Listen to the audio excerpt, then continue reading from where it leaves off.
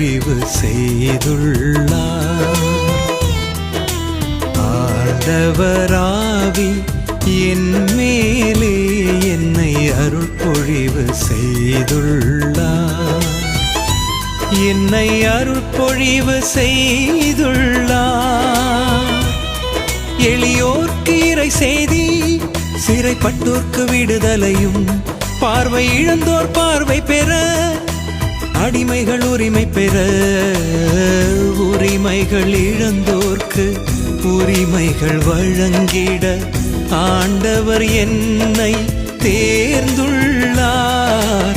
ஆண்டவராவி என் மேலே என்னை அருட்பொழிவு செய்துள்ளார்.